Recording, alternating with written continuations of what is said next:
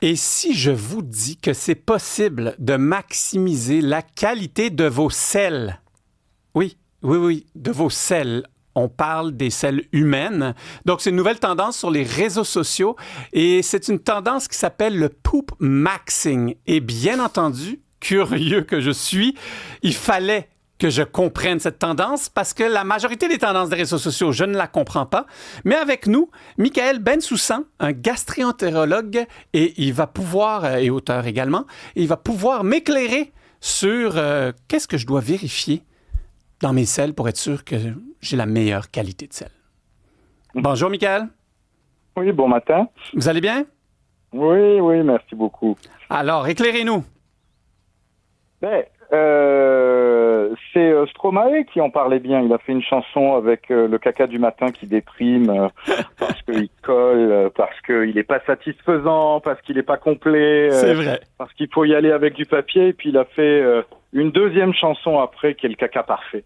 Le caca parfait qui met de bonne humeur parce qu'il est de la bonne consistance, parce qu'on a l'impression de tout avoir évacué, parce qu'il est à heure fixe, parce qu'il est précis, parce qu'on passe une petite feuille de papier et hop, tout est réglé, tout est propre et tout est solutionné. Donc, je pense que Stromae a tout dit. Mais disons que globalement, c'est ça. C'est-à-dire qu'on est très différent d'une personne à l'autre sur la qualité de notre transit, qu'elle soit objective ou que ce soit la qualité perçue de notre transit.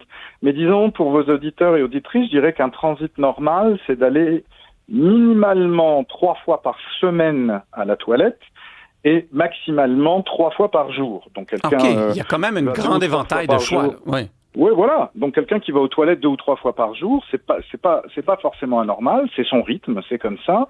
Ou quelqu'un qui va aux 2 jours, s'il n'y a pas de douleur, de ballonnement ou d'inconfort qui vient avec ça, il n'y a absolument aucun problème. Et ça, est-ce que c'est influencé par ce qu'on mange, par notre activité, par l'hydratation? Qu'est-ce qui influence ce changement de... Je sais même pas comment dire ce terme-là, mais de régularité. De transit. Oui, exactement. De transit. Effectivement, vous avez tout dit. L'alimentation va énormément jouer sur la qualité de notre transit digestif. Tous les tubes digestifs veulent à peu près la même chose, c'est-à-dire une alimentation préférentiellement saine et variée. Tous les tubes digestifs, pour aller comme du monde à la toilette, ont besoin d'une hydratation abondante, d'autant plus, par exemple, dans les mois d'été, quand il fait chaud. On a souvent tendance à ne pas suffisamment boire, mais je vous dirais qu'un adulte normalement actif devrait boire entre 2 et 3 litres de liquide par jour pour répondre correctement, tout liquide confondu, évidemment. Moi qui bois 7 cafés par jour, ça me fait déjà pas mal de liquide. Donc, OK. Donc, vous, pas besoin de vous réveiller. Vous êtes réveillé à longueur de journée. Oui, mais je veux dire, pour travailler à l'hôpital, c'est ça que ça prend. Je travaille là-dessus. Et évidemment, faire de l'exercice physique, comme vous l'avez dit, il y a une littérature abondante depuis plusieurs années là-dessus pour dire que minimalement 30 minutes d'activité physique par jour. Alors 30 minutes d'activité physique, c'est marcher, se promener, c'est pas forcément une activité physique sportive. Évidemment, c'est d'autant mieux si c'est une marche intensive, nager, faire du vélo, tout ça, ça compte. Et la sédentarité, le gros problème. Mais la flore intestinale, donc notre microbiote, la qualité de notre microbiote et la manière dont on nourrit notre microbiote avec une alimentation saine et variée est primordiale également pour avoir un transit intestinal satisfaisant. Et donc, l'être humain aime se comparer. Les réseaux sociaux n'ont fait qu'amplifier le phénomène. Aujourd'hui, qu'est-ce qu'on doit regarder? Mais je sais que c'est un sujet sérieux, cependant, parce que la qualité des selles ou l'état des selles dicte aussi l'état de santé, non, d'une personne. Oui. Alors, évidemment, c'est sûr que dans les selles, quand les selles, elles sont décolorées, c'est pas normal, ça peut être des maladies du foie. Quand les selles sont flottantes et qu'elles flottent à la surface de l'eau qu'il y a dans la bolle, c'est pas normal, ça veut dire qu'elles contiennent trop de gras. Évidemment, quand les selles contiennent du sang, il y a une anomalie et il faut aller consulter pour aller explorer ça. Donc, je pense que dans l'humanité, il y a deux écoles, ceux qui regardent avant de tirer la chasse et ceux qui ne regardent pas avant de tirer la chasse. Moi, clairement, je suis de l'équipe qui regarde, qui jette un petit œil avant de flusher, et je recommande à tout le monde, tous ceux qui sont dans la gang, je ne regarde pas, de changer de gang parce que regarder un petit peu ces selles, c'est quand même primordial. C'est la médecine des anciens temps, des très anciens, quand il n'y avait pas les médicaments, les radiologies, les scanners et tout ça. Les médecins, pour faire les diagnostics, se basaient sur les humeurs. Les humeurs, c'était en fait les émanations du corps, les liquides, et donc les médecins regardaient le pipi, le caca, la transpiration, regardaient tout. Les symboles humains, là, des signes, voilà, entre guillemets, vitaux humains. Et j'ai découvert, en faisant la recherche, qu'il y a une échelle de Bristol. Donc, j'invite tout le monde à aller voir l'échelle de Bristol pour voir quel type de sel on a. Il y a 7 types de sel. Et puis, il y en a qui sont problématiques. Mais c'est hyper important, l'échelle de Bristol. Moi, je recommande, il faudrait qu'il y en ait dans tous les cabinets médicaux, parce que d'abord, tout le monde sait à peu près comment il fait caca, à quoi ressemble son étron. Est-ce que c'est des étrons uniques et longs, ou est-ce qu'on fait plutôt des petites crottes dures, qu'elles soient agglomérées ou séparées, ou est-ce qu'on fait plutôt des selles effilochées, effoirées, ou liquides carrément? C'est ça, l'échelle de Bristol. Et en fait, quand un médecin demande à un patient en lui montrant cette échelle de Bristol comment sont ses selles, la quasi-totalité des patients pointent sans hésiter, moi je fais caca comme ça. Ce qui donne une indication très précise au médecin de savoir si on a face à nous quelqu'un qui est plutôt constipé ou qui est plutôt diarrhéique, ou au contraire qui a des selles sur l'échelle de Bristol, soit numéro 3, soit numéro 4. Je dis ça pour les gens qui sont en train de googler et qui ont ça sous les yeux. Et c'est ça, les selles parfaitement normales. Mais je vais vous dire, pour revenir à cette tendance du poop maxing, moi je trouve ça très intéressant. Je trouve ça très intéressant parce que la plupart du temps, je suis comme vous, quand je regarde les trends santé sur les réseaux sociaux, c'est plein de fois, la majorité des fois, hautement critiquable. C'est bien souvent n'importe quoi quand c'est pas toxique ou dangereux. Pour ce qui est du poop maxing, je trouve qu'on est sur quelque chose de notre temps. C'est-à-dire que quand on parle des problèmes de transit intestinal, évidemment, de temps en temps, on parle de maladies authentiques. Ça peut être une maladie de Crohn ou des choses comme ça qui donnent de la diarrhée ou bien d'autres. Mais dans l'immense majorité des cas, les gens qui sont insatisfaits de leur transit intestinal, ils ont de l'intestin irritable. Et l'intestin irritable, c'est 35% des Canadiennes de 18 à 60 ans. Oh, wow. Donc là, parmi vos auditrices, il y en a...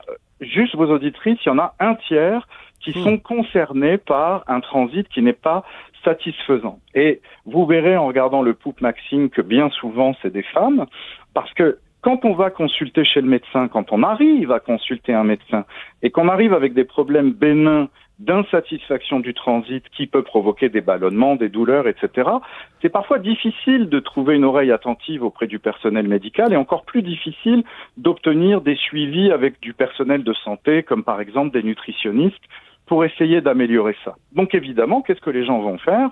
Ils vont trouver de l'information et ils vont essayer de venir partager ça sur Internet. Et ce que j'ai vu sur le poop maxing, c'est ça qui ne m'étonne pas, c'est que c'est quelque chose de notre époque, parce que c'est beaucoup de jeunes femmes qui ne sont pas satisfaites de leur transit. Ça, comme je vous le disais, c'est pas étonnant, puisque c'est 35% des jeunes femmes, et qui essayent de donner des astuces pour avoir une régularité intestinale. Et des astuces que j'ai pu voir sur les internets et notamment sur TikTok, eh ben, je trouve que beaucoup d'astuces que j'ai vues ont bien du sens, puisque c'est des gens qui recommandent de faire de l'exercice physique, de manger une certaine quantité de fibres alimentaires, d'avoir une alimentation équilibrée. Quand ils recommandent des médicaments, j'ai vu passer, ils recommandent du métamucil.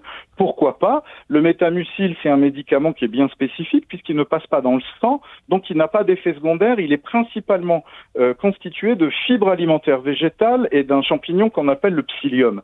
Donc le métamucil, on peut pas se faire du mal à la santé avec ça. C'est ça que j'ai vu passer sur le poop maxing. Et ben pour une fois, je me suis dit, évidemment, le monde médical n'est pas à même de répondre à toutes ces jeunes personnes qui ne sont pas satisfaites de leur transit. Donc ces gens-là se réunissent sur Internet et se donnent des conseils entre eux qui, pour beaucoup de ce que j'ai vu, ont bien du sens. Donc Donc pour une fois, je passe à la radio pour dire que cette tendance-là, elle ne m'étonne pas et je la trouve pas si niaiseuse. C'est pour ça qu'on voulait vous recevoir. Alexandre est notre auditrice. Oui, exact. Puis là, c'est sûr, ça fait beaucoup réagir dans notre messagerie, le Dr Bensoussan, tout ça. Il y a des gens qui s'inquiètent de vos 7 cafés par jour, d'ailleurs. Diane, on la salue. Oui, je sais. Aujourd'hui, j'essaye de slacker, j'en suis qu'à 3, là. Mais surtout... Parce que je reviens d'Italie, il faut me comprendre aussi. J'ai bu pendant tout l'été des cafés exceptionnels, j'essaye de retrouver ça. Ça, on peut vous comprendre, docteur.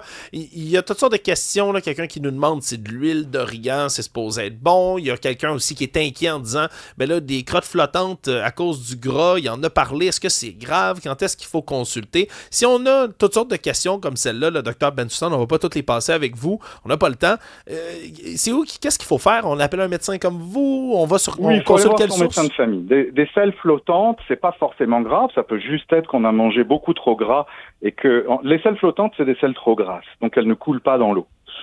Donc ça peut être qu'on a mangé vraiment trop gras hier, donc avoir des selles flottantes quand la veille on a fait un repas qui était beaucoup trop riche en lipides, c'est pas étonnant. Par contre, si c'est fréquent, oui, ça nécessite de faire une petite analyse de sel à la recherche de la quantité de gras dans les selles, et ça peut être le signe qu'on a un problème de pancréas. Pas un cancer, je dis tout de suite aux auditeurs, le cancer du pancréas ne se révèle pas par des selles flottantes, mais on peut avoir des insuffisances pancréatiques qui se révèlent comme ça. Mais il faut vraiment que ce soit quelque chose de chronique. Si de temps en temps, une fois ci et là, on fait une selle trop grasse, donc flottante, c'est plutôt lié à la qualité de son alimentation. Pour ce qui est de se nourrir d'huile, je suis très contre, évidemment, parce qu'en fait, il faut utiliser de l'huile quand on cuisine. Idéalement, il faut utiliser des huiles naturelles, donc l'huile de pépins de raisin, c'est merveilleux. L'huile d'olive, c'est encore mieux. Ou par exemple les margarines qui contiennent beaucoup d'oméga 3, c'est-à-dire qu'il faut essayer de limiter dans son alimentation l'apport de mauvais acides gras. Il faut privilégier les bons acides gras. Mais c'est essentiel, les acides gras. C'est avec ça que les cellules de notre corps se renouvellent. Donc en fait, c'est comme tout, c'est une question de dosage. Il faut du gras dans son alimentation, mais il n'en faut pas de trop. Je me permets d'avoir votre antenne pour répéter que toutes ces recommandations-là sont disponibles pour tous les auditeurs et toutes les auditrices gratuitement dans le Guide alimentaire canadien, qui est un ouvrage absolument extraordinaire, qui est disponible en PDF gratuitement sur le site du ministère de la Santé, mais fédéral. Pas le provincial, et qui en fait a été écrit et reconnu hors de tout biais commercial par des médecins, par des nutritionnistes, et qui recommande les portions, notamment les portions de lipides, les portions de fibres, et qui donne même des exemples de recettes et d'assiettes. Docteur Michael Bensoussan, on en aurait pris plus, mais malheureusement, il faut qu'on vous laisse. Mais merci énormément de nous avoir éclairé sur ce phénomène, le poop maxing.